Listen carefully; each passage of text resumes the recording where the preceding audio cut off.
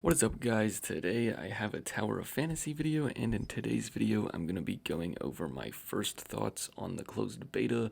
Now, since it is just a closed beta, not everything in this beta is going to be final, but for the most part this is going to be how the game is. The game's already released in China, so they're not going to really redo the entire game, so for the most part this is just going to be how it is.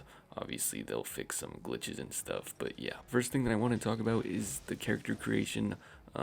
In my opinion, the character creation does live up to what everyone has been hyping it up to be. I really like how the character creation is. They really let you have a lot of freedom with the color. Some character creation just kind of lets you have a certain amount of colors, but they do give you a color wheel, and you can really get a lot of different variety of colors, and I think that's really cool. It does show that you only get like 5 outfits to start with, but you gotta earn the outfits throughout the game, so that's not really something to worry about. Some people might think the hairstyles are kind of limited, but since they do let you customize the front and back, I don't think it's that limited. They also might add more once when the official game launches, or maybe just later on in the game. And then also they let you have a lot of customization with the face, so you can actually get a lot of different face shapes. You can make them look really weird if you want to do that. I don't think most people are going to do that, but I'm just saying you can do it if you want. Now the next thing that I'm going to be talking about is the combat. The combat works kind of like Genshin, but not completely, because you only use one character, but your character has multiple weapons. It's kind of hard to explain. I'm not really a expert in the combat yet, obviously, because it's just a closed beta, so I'm not going to be an expert. It is kind of like Genshin. It's not completely like Genshin, but this game in general is just getting a lot of Genshin comparisons, so it's not really a surprise that the combat is a little like Genshin. There is a jetpack. This has nothing to do with combat, but you do have a jetpack instead of a glider, so I'll be showing that in the video, so then you guys can kind of see what I'm talking about. There also is shield surfing if you've played, well, it's not called that, but it's kind of like shield surfing from Breath of the Wild. I'll be showing you that on the screen, so then you guys know what I'm talking about. I kind of found that interesting, and I think that's kind of cool that they added that to the game. If you've played Breath of the Wild, you've probably done shield surfing before. I think it's pretty cool. It's pretty fun.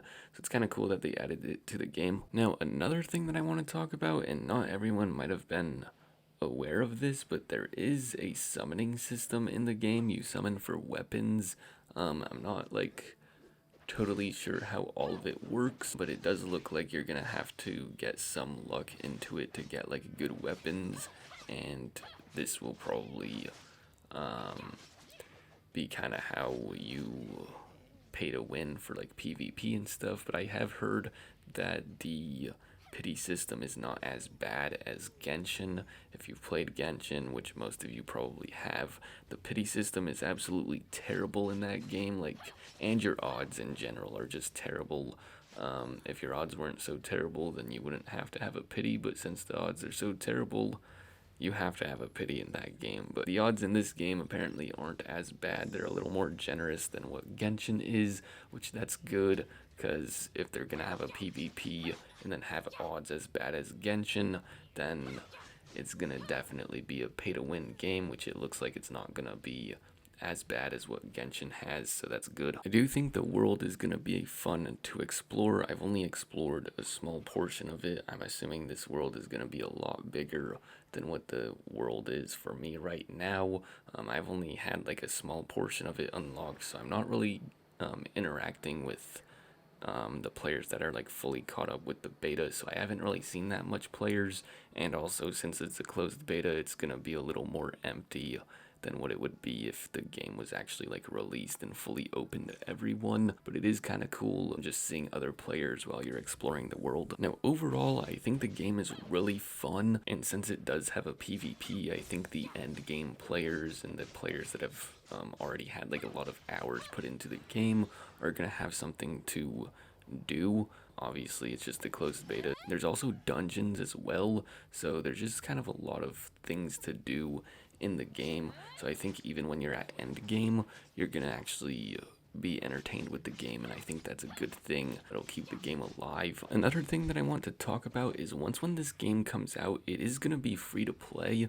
So if you're on the fence whether or not you want to give the game a try, I would definitely say it's worth giving a shot. It's free to play, so you have no reason to not give it a try unless you don't really have that much time to play a game. But if you do have time to play, then I do think it's worth giving a shot. It's free to play, so you're not really losing anything. Tell me what you guys think in the comment section down below.